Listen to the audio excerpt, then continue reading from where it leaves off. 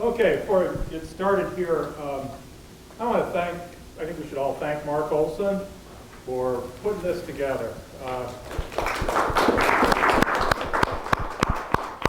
I'm Jim McLaughlin, and I'm Carrie, and my wife Carrie over here. Carrie and I are editors of Element, which we haven't put out an issue yet, but because we're a little bit behind. But we just took over the journal a little while ago. And Mark asked me to say a few things about just B.H. Roberts' biography, and then to introduce my first philosophy teacher, Kent Robson, who I'm really honored to be able to do that. Well, first off, let me start out with this, just a little personal note.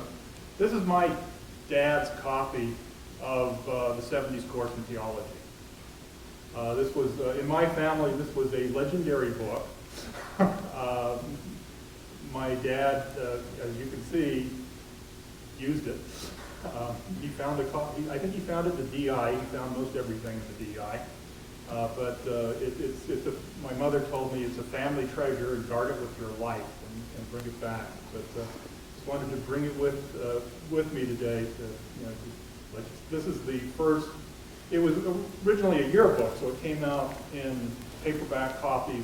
This was of course, the priesthood manual, which is a depressing thought, and also encouraging. But then it was hardbound after the 5-year run of the course. Now, B.H. Roberts was born in 1857 in Lancashire, England. He once said of his childhood was a nightmare and his boyhood was a tragedy. His father left them just after they joined the church. His mother later immigrated to Salt Lake, but he and his sister did not. He was left in Lancashire, because they didn't have enough money. For her to establish things, he was left with an itinerant preacher who, like his father, was also an alcoholic. He walked across the prairie, at least from Nebraska to Salt Lake City. And the story I always heard was he wore his shoes around his neck. He walked barefoot. He wore his shoes around his neck. He was about 10. And because when he walked into the valley, he wanted his mother to see him with shoes on. He got there. He was baptized in the church at the age of 10. They lived in a little dugout. I think some of you may know these stories better than me, but up near Bountiful. She married again. This guy was also kind of an alcoholic and eventually skipped the family after a few years. He became a miner up in Park City. He got into drinking and gambling and whatnot, but also got into books.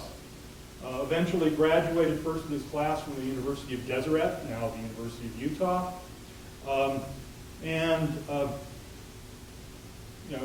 more or less cleaned up the alcohol problem. The story I always used to hear when I was a kid, and, you never know how many J. Golden Kimball stories are true, and you especially never know how many of them were true when they came through some of my uncles who like to tip a little every once in a while as well.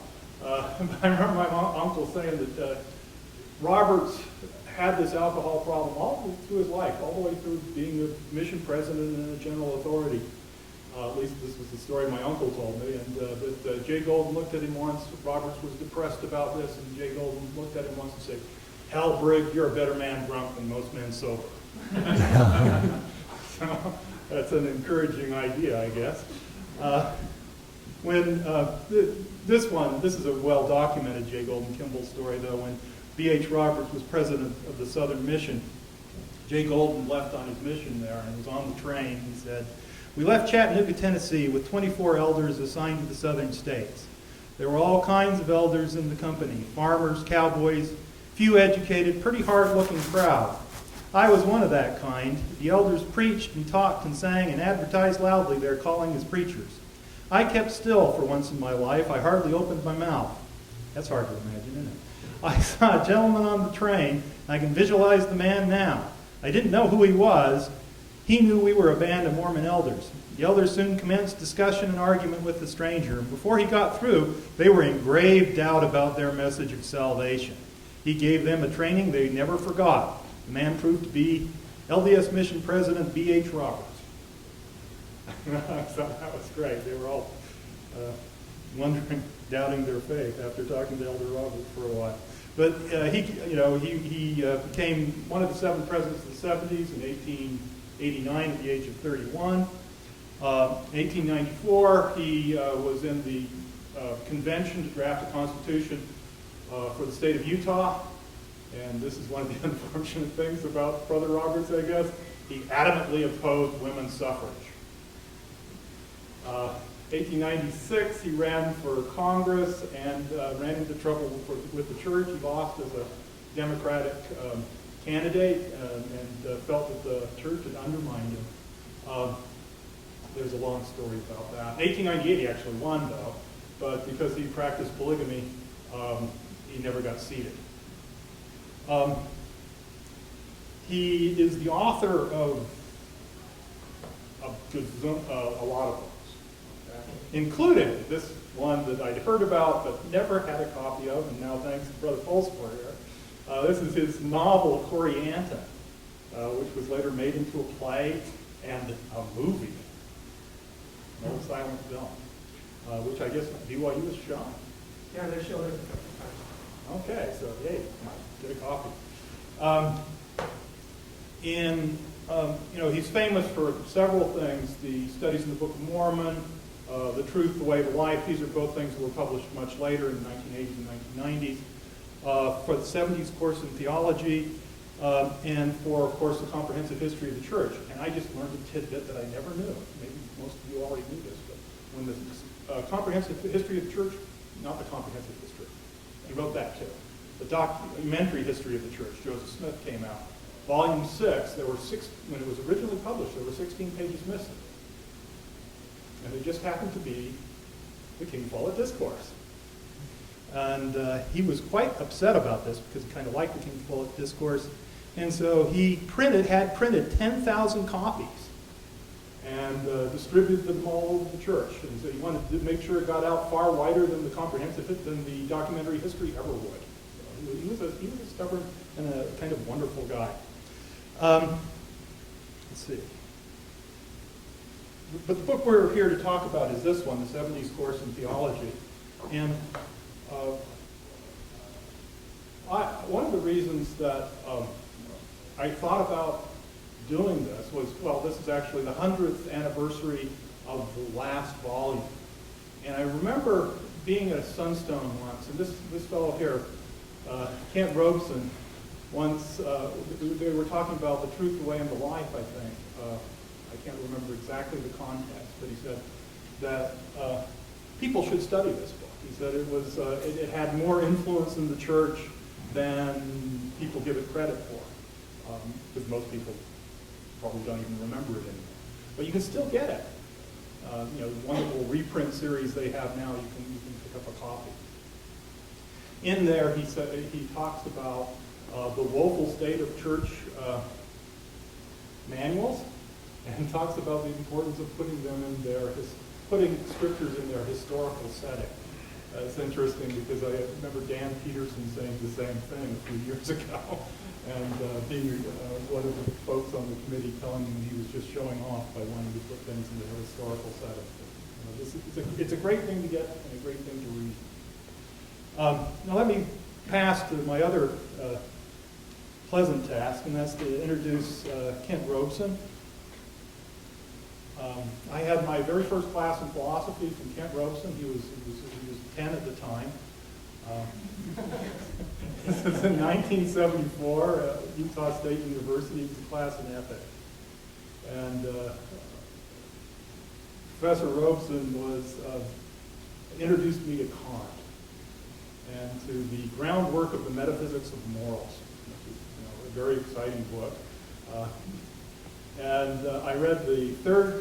remember reading the third formulation of what's called the categorical imperative, that you should always treat humanity, whether in yourself or in another, as an end and never only as a means to an end. And I started to cry. It was a religious experience. It was so exciting the way it was presented, and I went home and I read this to my roommates, and they looked at me like I was nuts.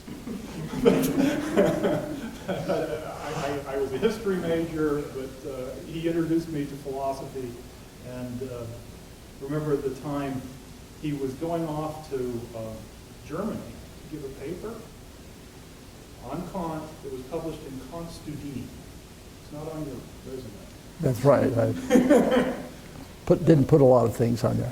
Yeah. But years later, when I was a grad student at the University of Toronto, I looked it up and read. So it's just a real joy to be able to introduce Kent Robson here. This is PhD from Stanford University, BA from the University of Utah. Did a postdoc at the University of Warsaw in Poland in 1968 and 69. Did you get to go to Poland? Mm-hmm. Oh, wow. One of the little known facts about him, at least for me, is he speaks Russian. And he used to take groups to Russia. I say that because I'm interested in Russian philosophy, but don't speak Russian. And he was full professor at Utah State from 1969 to, just a couple of years ago. And for a long time was chair of the department. Anyway, without any further ado, I'd like to introduce Kent Robson.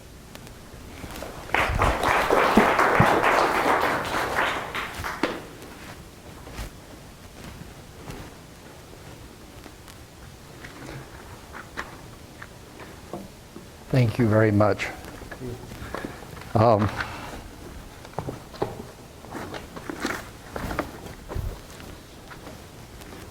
It's a pleasure for me to be here today, and to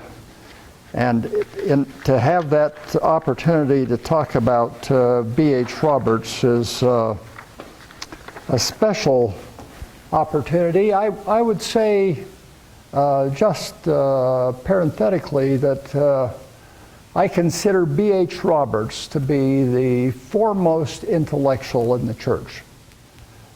Even today, I'm not sure that there is anyone who rivaled B.H. Roberts. He was an incredible man.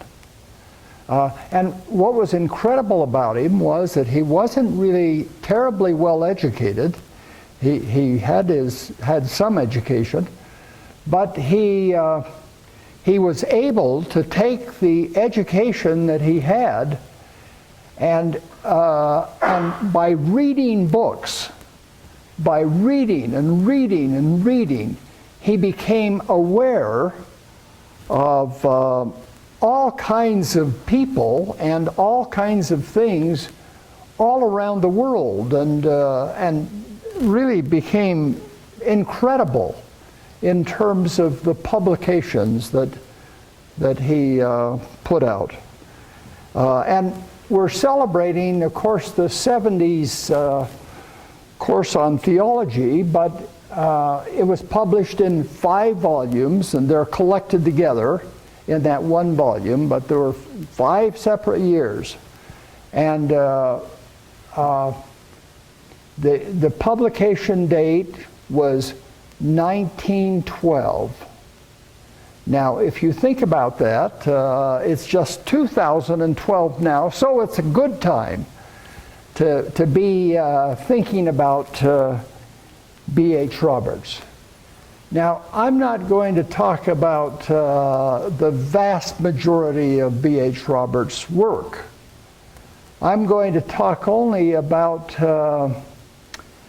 his views on freedom. And the views on freedom were so essential that they were included not only in the 70s manual on theology, the 70s course on theology, I'm sorry, but they were included in the Truth, the Way, and the Life.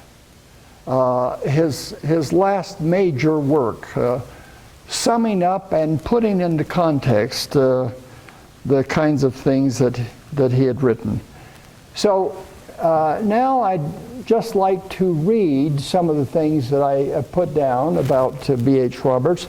And the first thing I'd like to do is to give you an account of his concept of human freedom that he feels that all men have and that is essential in Mormonism.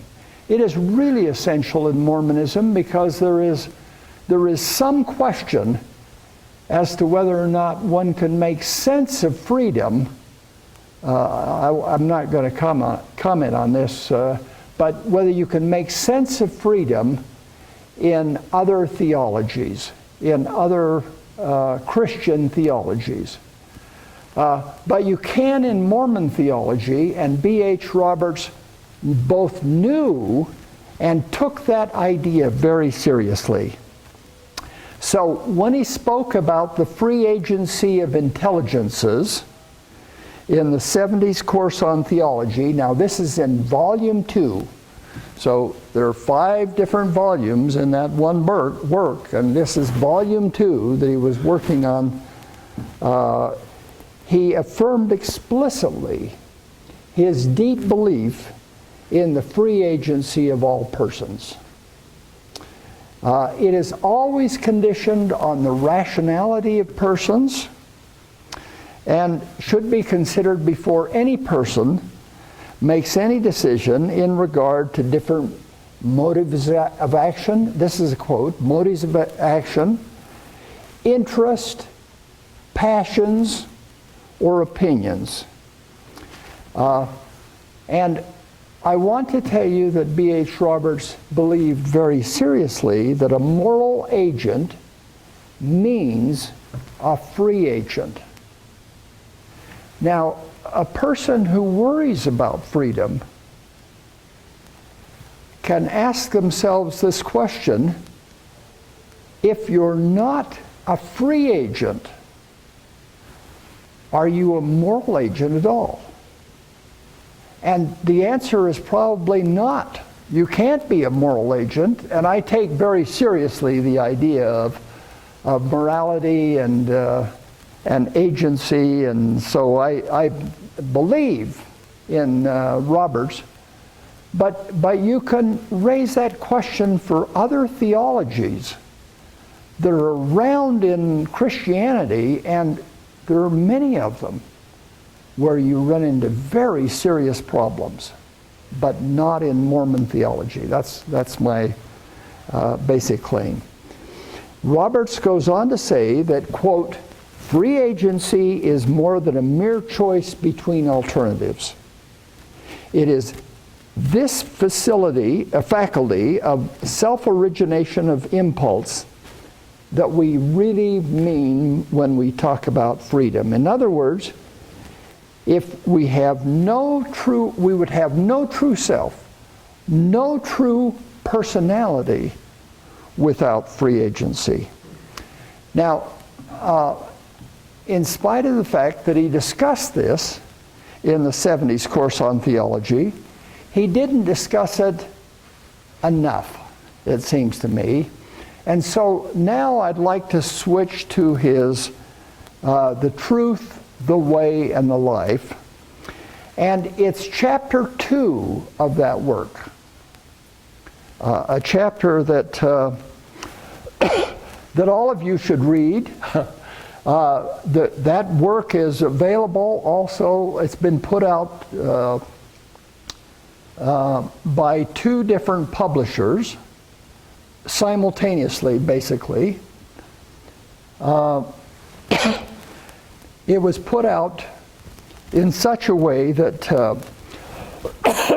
excuse me, that everyone should, thank you very much.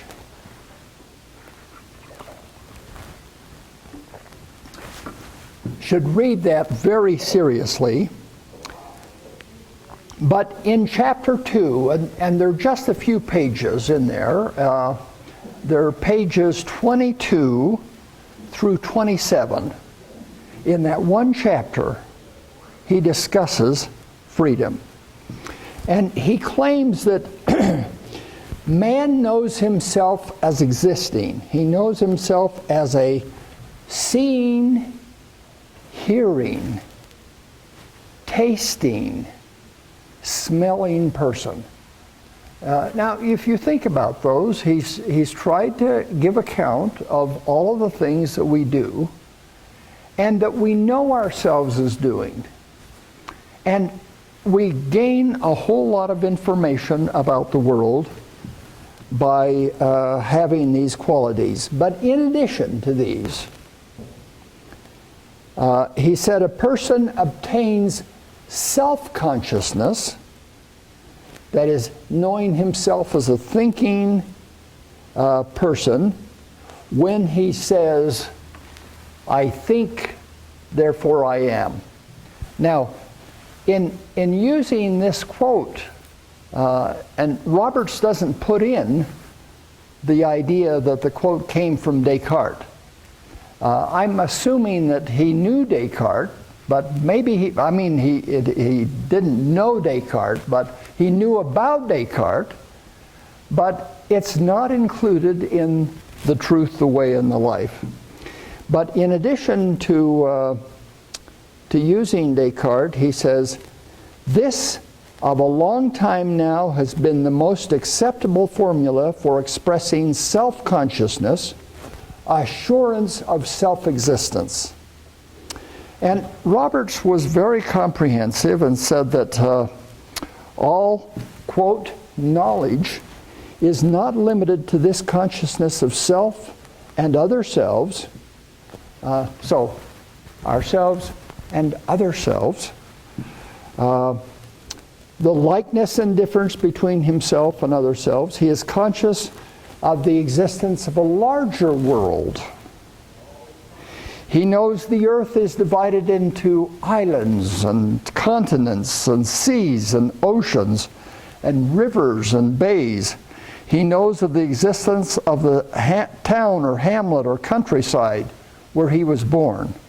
In time, he knows by visitation the capital of his county, of his state, or of his country.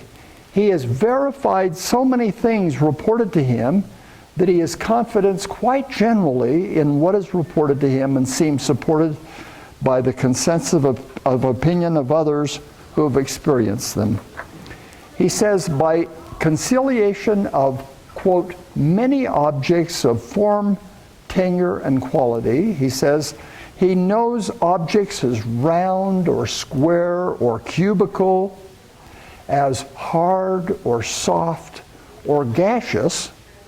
He knows objects as living or dead, as useless or useful, relatively. He knows objects by position. These are quotes now. By position as horizontal or perpendicular or parallel.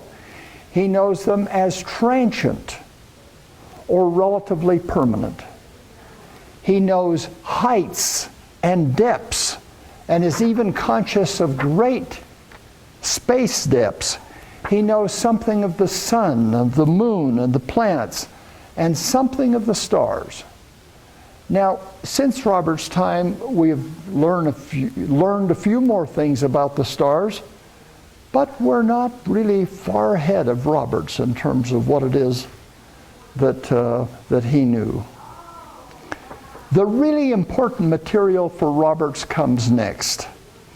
In his own words, he says this, quote, man, or he always used he rather than he, she, or persons. He used man rather than persons. But he said he is conscious of qualities, even of intellectual and moral qualities. He has the mind capable through the imagination of creating worlds in his mind and peopling them with creatures of his mind. He has the power to call up states of existence and postulate conditions in which his mind creations might live. And now he goes on, and with great insight, Roberts reports that man knows himself as competent to form normal judgments and recognizes self-responsibility for his actions.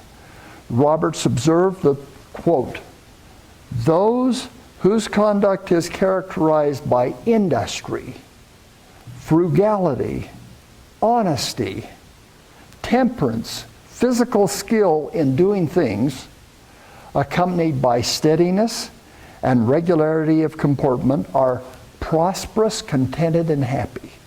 Now that's a happy note. And on the other hand, Roberts claims that those who are indolent, now listen to this list. This is Roberts' list. He says those who are indolent, extravagant, dishonest, intemperate, given to knavery, unskilled in useful appointments. These are unprosperous, destitute, discontented, untrusted, unloved, without self-respect and the respect of others. He gives us a nice account of where it is that we stand and could stand depending on how we live our lives. And you can make that assessment yourself. I'm not going to make it for you.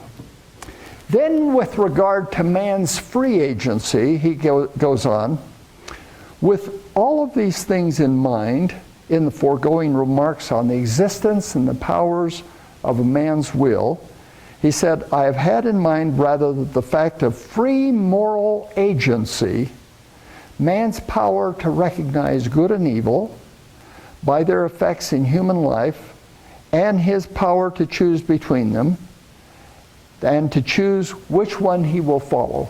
This is really essential and important. And now he comes to summarizing in The Truth, the Way, and the Life his account of the fact of agency. He says, quote, here the account of agency is shown. It resides in the resolution which is the proper act of man, which subsists in himself or herself alone. Now, you have to think about that. Every single one of us, he claims, as a mature person, has free agency. Quite aside from who our parents were, what's affected by who our parents were and how we grew up and so on, but we have free moral agency in and of ourselves. He says, it subsists by him alone, a simple fact independent of all the facts which precede or surround it. Now, this is a major claim by Roberts.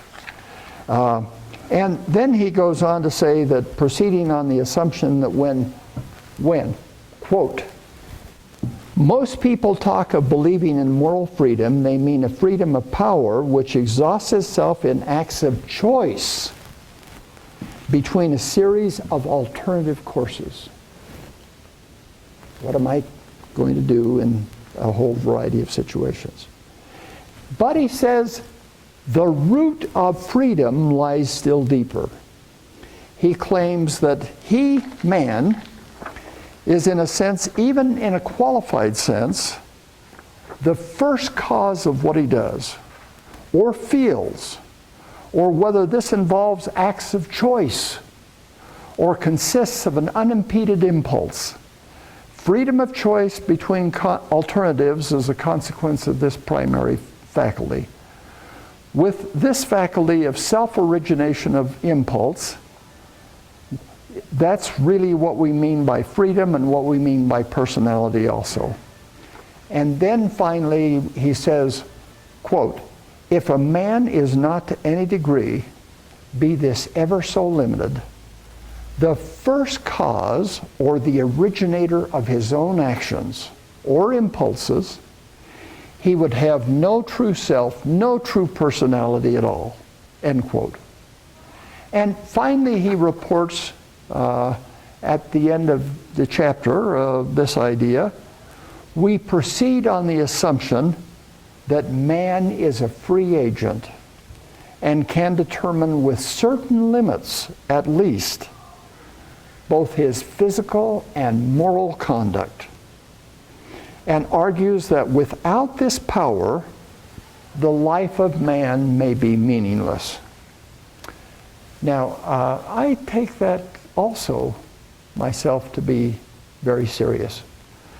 And as a result, one of the things that I've done is to develop ideas about freedom more seriously, and I think it's essential that we truly understand these ideas.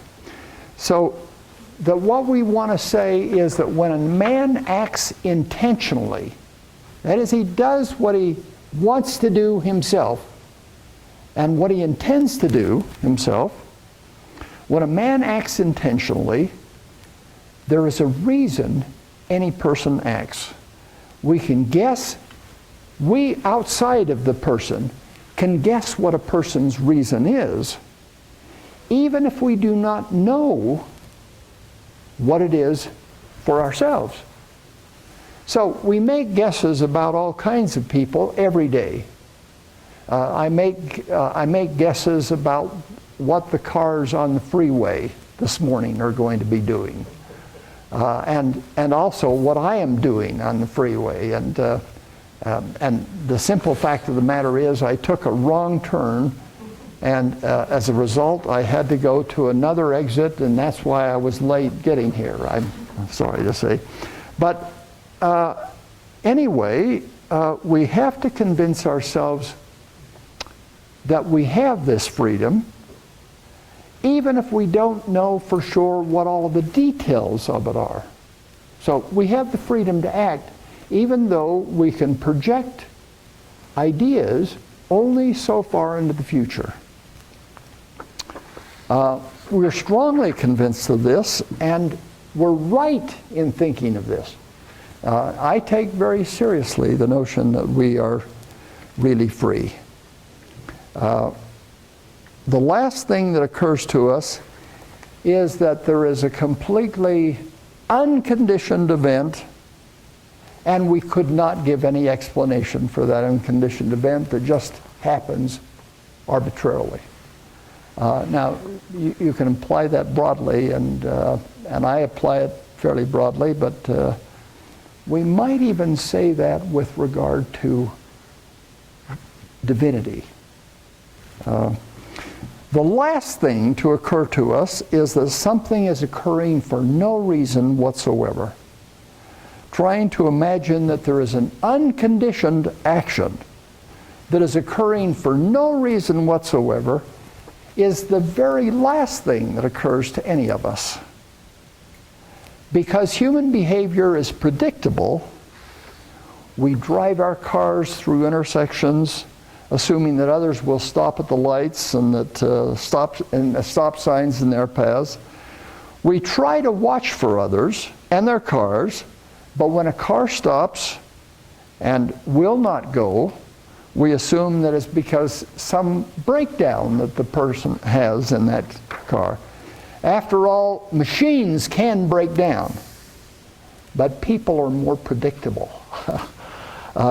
Generally, we assume that what people are going to do, and when we see them outside of their cars based on gender or age or physical difficulty, we can assume many things about a person that we see, what their needs may be, and so on. We do this because of our belief in causes and effects. So freedom has to do with what are the causes, what are the effects. The events that happen occur because of antecedent conditions and the applicable laws, which together enable us to predict or deduce what will happen next. We don't need exact statements for ethics, but we acknowledge that we could get some things wrong, but in general we assume that causes and effects are important and predictable, and that every event have a cause. Now, causes and effects depend on what has previously happened, that is, what has gone on before. There are regular connections between what has happened and what will happen next, and the future. We believe this because we know that people and their actions and some of the laws that govern their actions. Now, laws are of two different kinds. One kinds of law has to do with things that people impose on us. So it's perfectly legal, given that I'm a citizen of the United States and the state of Utah, for me to go to vote in the election. It could be otherwise, right? We refer to laws as being otherwise in some circumstances. Laws can be natural laws. So what I want to draw attention to is that there are laws that are not natural laws, and then there are laws that are imposed by human beings for us, and they are somewhat arbitrary, but we learn about them, and knowing about them, we know what it is that we can do. Now, one of the things that we cannot tolerate is fatalism. I want to just tell you in general that fatalism is the idea that what is going to happen no matter what people do, and they can't do anything about it, they can't affect it, and you may as well just assume that you are fated also. You must do what it is that you must do, and that is determined by someone else. Now, this idea is rejected in Mormonism, and I like the idea that it's rejected in Mormonism, where obedience has real meaning for us, and where causes and effects have real meaning for us as well. Now, let me just say that what we do in general is voluntary, and this has been confirmed by lots of people. For example, David Hume, when he talked about free actions, he always talked about the will.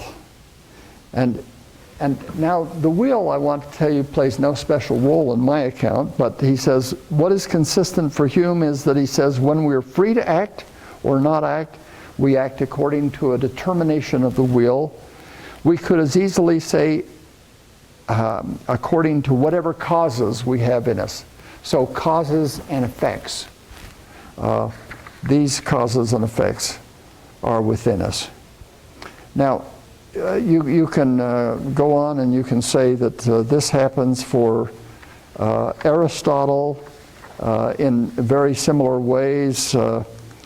But the idea is, when we're free, we act upon the causes that are bearing on us, and that the processing of those causes has to do with being mature, and that's a relative term, and grown up so that we can assess what it is that we can do.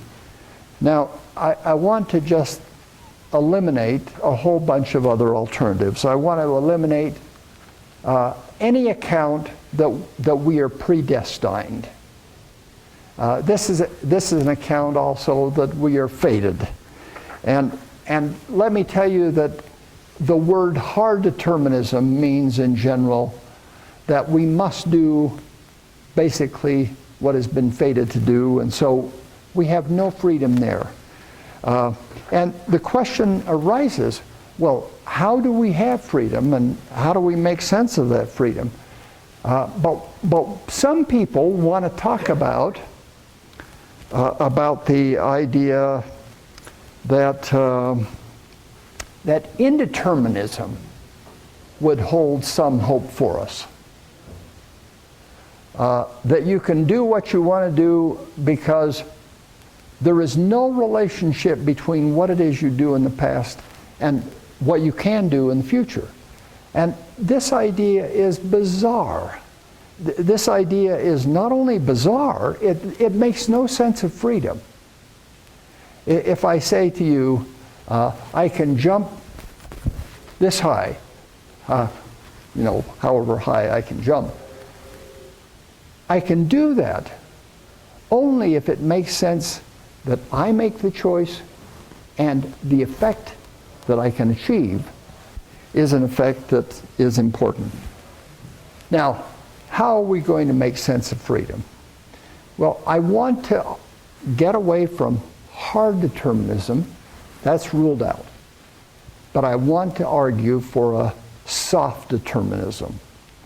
A determinism that arises from the fact that we are children of our parents, that we have grown up in a whole variety of circumstances, but as we mature and develop, we can have the ability to have a whole lot of qualities that are really very essential. And I want to tell you that we could discuss this in great detail, but in general, I want to say that what we as human beings ought to do is to allow how much freedom we have among the things that we can cause to have happen. And now I'd like to suggest to you that how much we know may be important to how much freedom we have. How much time we have to process the information that comes into us may be important. The experience that we have may be important.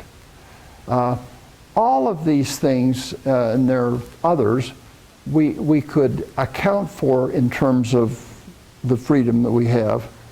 But without any question, I want to say that Roberts was right when he talked about freedom. Now, he ruled out determinism with regard to freedom, but I want to tell you that he didn't make any distinctions between. And if you take the account that I'm giving of soft determinism, that's simply the account that we can use cause and effects on us. There are times in our lives when we're tiny, growing up, that we don't have much freedom. There are times now in your lives when you have a lot of freedom. And what you do is really up to you. And being able to do that and have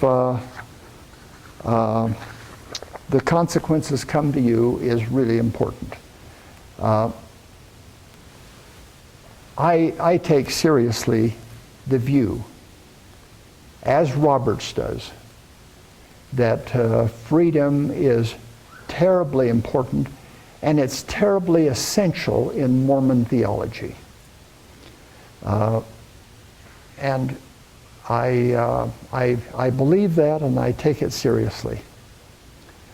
Now, if you have any questions you'd like to ask me, we have just a few minutes, so.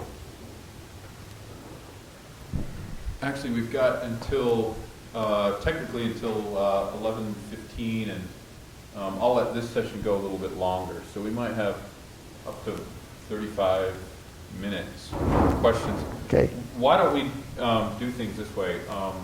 We need to make sure whoever asks a question asks it into the microphone, as I said at the beginning. I know we don't need a PA system in here, but since this is being recorded for the internet, you need to make sure that you actually hold the microphone when you ask the question. I'll let you field your own questions, and I'll have my assistant here, Adam, bring the little microphone around. We'll pretend it's past Sunday, right? So, do you mind if I go ahead and ask the first question? Please do. Okay. Please. I was interested in, and if you'd like, the rest of Kent's paper is up on the SMPT website. You can read the whole thing there. Contemporary, particularly Anglo-American philosophers, make a distinction between what I think you're calling soft determinism. It's also often called compatibilism. If you draw that distinction. You're I think, making Roberts look like a compatibilist in some sense. Yeah, and a soft determinist. And a soft determinist. Yeah. That view would hold that we are free because we are the cause of what happens because of our beliefs and our desires. There are beliefs and our desires, but it may be the case that there are causal antecedents that precede our having those beliefs and desires, and because of those causal antecedents, some people hold if there are any causal antecedents in that stream, that is to say, and you've given a nice account of the way cause works, if there are any causal antecedents in that stream that determine what my beliefs and desires will be, I'm still not really free. And these people are libertarians, now, right? Here you're jumping to really free. Yes, that's right. And this allows that we're either free or not free, rather than there is a range of options among our development, among our age, all of our lives.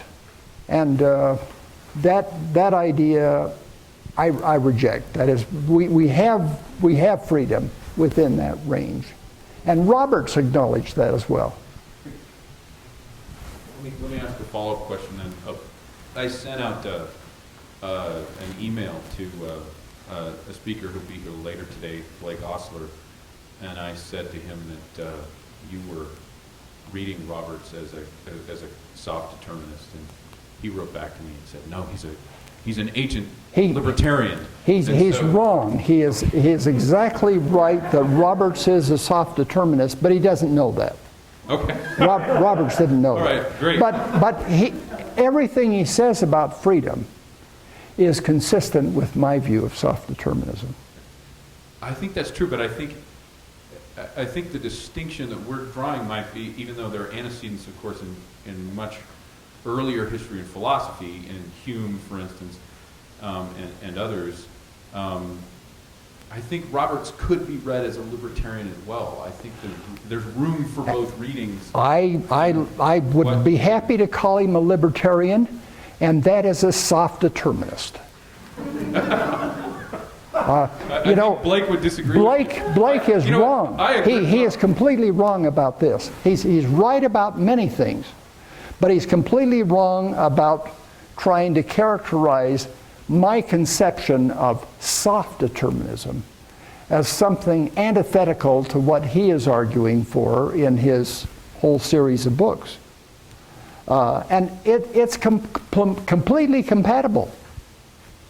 And he believes in the kind of thing, when he talks about libertarianism or something like that, he believes in exactly the kind of thing that I believe in, that human beings do have the capacity, when they become mature, over a range now, it's not absolute, but over a range, to make up their own minds for themselves what it is that they want to do. And it seems, though, that in your rejection of indeterminism, you are rejecting absolutely. A libertarian view like now, Blake's, I think. Now, I'm not when I reject indeterminism, I'm not excluding Blake, because indeterminism has nothing to do with libertarianism. It really has nothing to do with that whatsoever.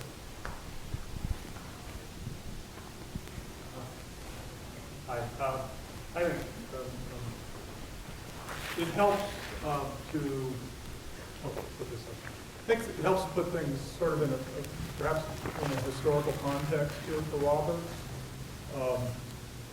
I'm not sure, as you said, that he never used these terms, libertarian or soft determinist. He did use determinism, but I didn't include that in the quotes. Yeah, he uses determinism. And he doesn't like that. Yeah, he uses determinism in the sense that Spinoza would use determinism. Exactly, and that's basically hard determinism. Yeah, that's hard determinism. And, he rejects predestinationism and fatalism. some of his contemporaries, philosophers, there was George Holmes Howison at the University of California, Berkeley, wrote an essay on freedom and determinism. William H. Chamberlain was one of his students. It's an interesting position. These were personal idealists. I don't know, Roberts talks about John Fiske all the time at Harvard, who I'm not sure where he fit on this, but the idea was that was closer to sort of indeterminacy is rejected because indeterminacy isn't freedom because it's like rolling dice. The dice isn't free when you're That's rolling. right. And so there's no freedom. Yeah, so there's no freedom. But a kind of compatibilism, the way usually thought of, that wasn't quite what they were aiming at either, because there was a sense in which, and you see this in France with somebody like Henri Bergson, or in America with pragmatists like William James, that time itself was, they play with the idea of creativity, that what you're creating is new meanings, but these meanings cannot be reduced to the causes to the past. There is something new, something undetermined that happens. In German idealism, in aesthetic language, the analogy would be to someone creating a painting, and the product is more than the intention of the artist or the materials. And so there is a sense there, and this is that it's not quite, I don't think quite fits compatibilism or indeterminism. There's a sense in which maybe that's not quite the right language to use here. It doesn't fit indeterminism. No, it doesn't fit, but because there's a kind It of fits. element of indeterminacy there, that cannot be what Schelling called an irreducible remainder. Well, there are always causes and effects in everything. And this is probably the best idea to talk about what affects us. And when you're making a painting, you intend to make it look beautiful, and you intend to have a certain structure and certain colors and so on. But you may be even surprised yourself by what it is that you have created. But you did the creating, and that had to do with causes and effects. The argument here is that it's actually the interaction between the artist and the medium that is what the creation is. It's more than what the author intended. Okay. Now, one of the things that I do in my complete paper is I argue vociferously, and a lot of people have argued against this idea, but they've been wrong. They've argued that we either have freedom or we have no freedom whatsoever. That's never the case. I would argue that how much freedom we have is based upon all of our circumstances, where it is, who we are, what abilities we have, what it is that we create. And there is a range of freedoms that we have, and all of this is compatible with my view of soft determinism. It's compatible with libertarianism. It's compatible with a whole variety of other ideas, and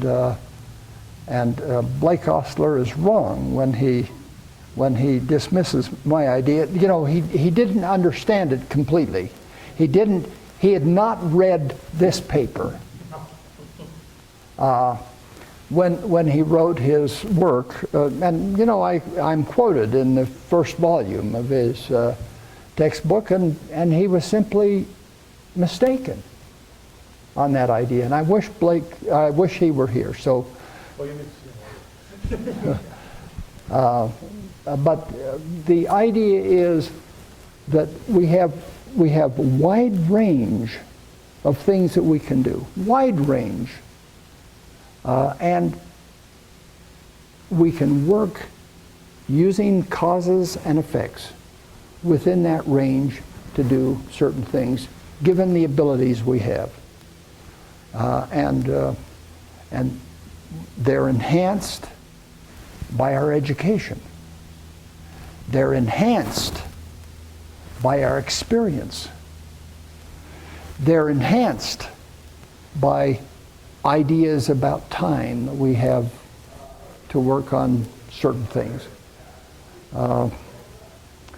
But in any case, it really is true, it seems to me, that in general, I think people have written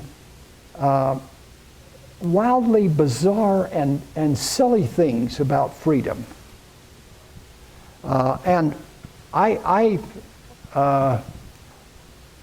believe that the accounts that I have given are compatible with all people who take freedom seriously, working with causes and effects. And on the other hand, if they don't take it seriously, they throw out any options that we have. So predestination in Christianity throws out any freedom. Fatalism throws out any freedom. Hard determinism throws out any freedom. Indeterminism throws out any freedom. Because now we can't determine what it is we do. We just do things indeterminately based upon what happens to us. Not doing what it is that we cause to happen over a range of ideas, but simply they just happen. Anyone else, please?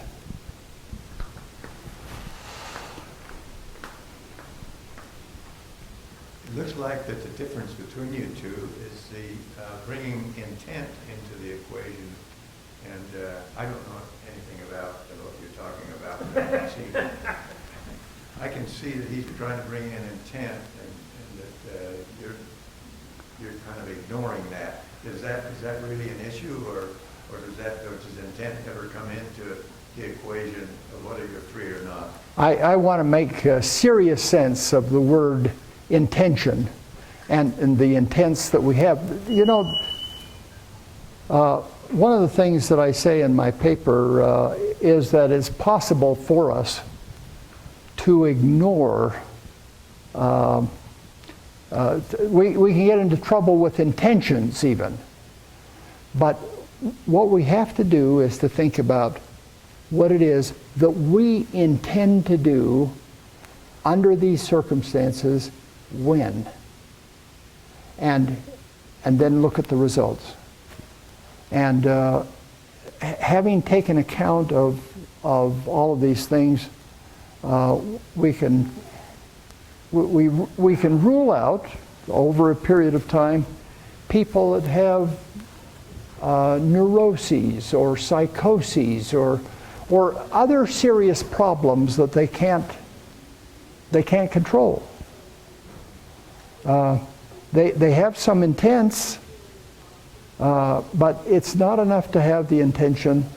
We need to think about what the causes are, what it is that we intend to achieve, and over a period of time, see whether or not we are a mature person who can really develop and do the things that we intend to do.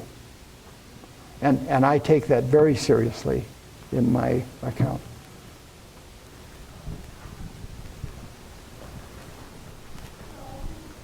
Two questions. Well, first, how did Roberts reconcile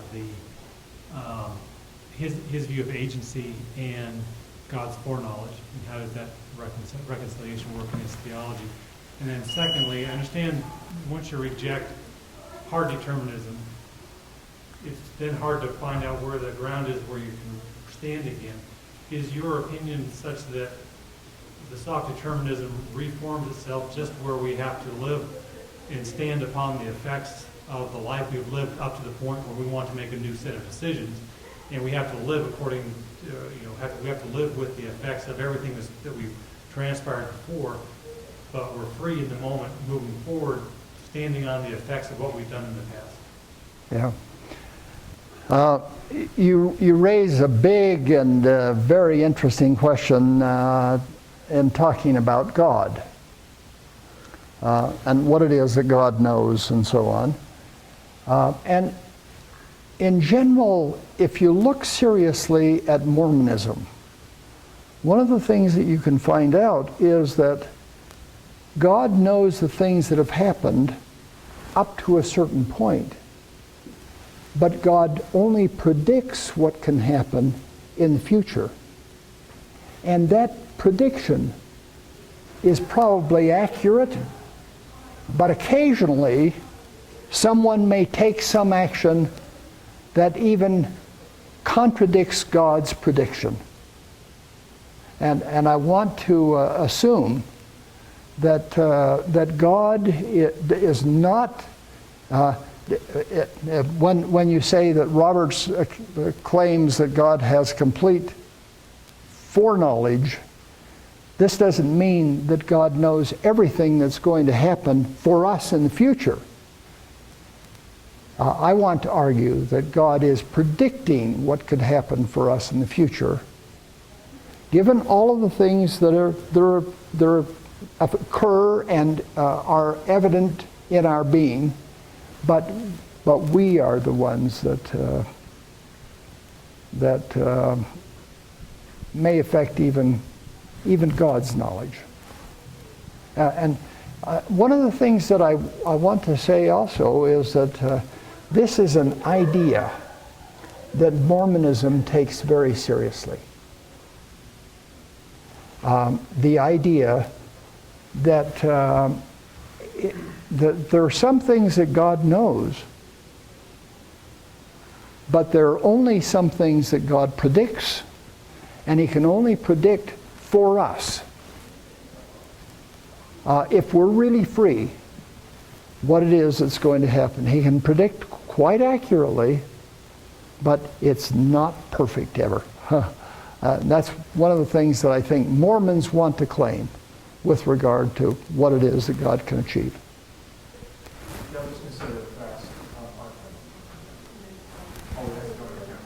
Yeah, just, does it work? That's exactly right. In The Way, the Truth, and the Life, Robert says explicitly, God knows all that is known, There you go. as opposed to all that will be, because all that will be does not yet exist. But all that is, God knows it. So that's how he interprets God's knowledge. It's not really in terms of foreknowledge, but in terms of omniscience is knowing all that is. And knowing the possibilities for the future. Absolutely, yeah. I mean, we know possibilities, certainly with our limited knowledge. Certainly God knows even more. We don't know all of them, but we're trying to learn more of them, and we're hoping to get things right. But but the idea that this is an essential idea in Mormonism, that human beings lived before we came here and will continue to live after we leave here, that idea is essential in Mormon theology and suggests that that we just didn't arise out of something, as is claimed in Catholic Protestant theology, out of something that God pulls together all at once, and there are no options for us. We have options. When I was reading some of Robert's 70s course in theology last night, it sounded like he was saying that the free agency extends all the way back to the uncreated eternal intelligences. And how does that affect our free agency here on Earth, going back all the way with that free agency? Now, when you talk about free agency, we're not talking about necessary laws that are eternally the same, and neither is God. So we have to talk about what are the, given the causes, what are the effects? Given the causes, what are the effects? Given the causes, what are the effects? And assess what it is that we can do, what it is that we can achieve, and that really is essential.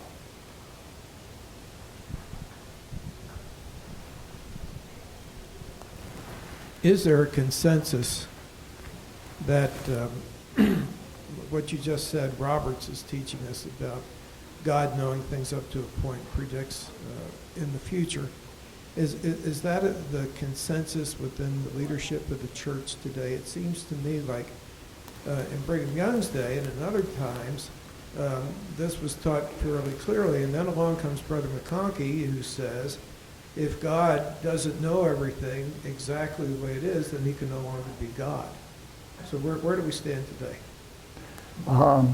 Gee, that's a very good question. And I believe that the consensus is still that freedom is essential for human beings. And I've discussed a whole variety of people in other works, but the example that you used, I think is critical, in that even in the accounts that are given, Mormons must, in some sense, take seriously freedom.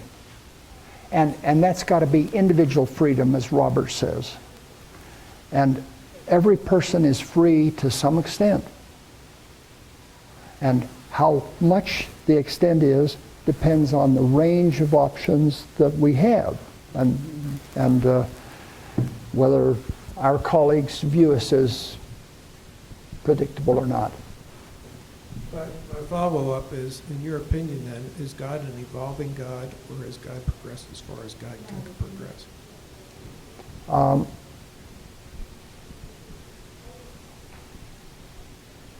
I guess I want to say that God is a changing God. That is, God is aware of the things that human beings do, and human beings are independent of God. And sometimes there are surprises for even a divine being. And you have to take account of those surprises.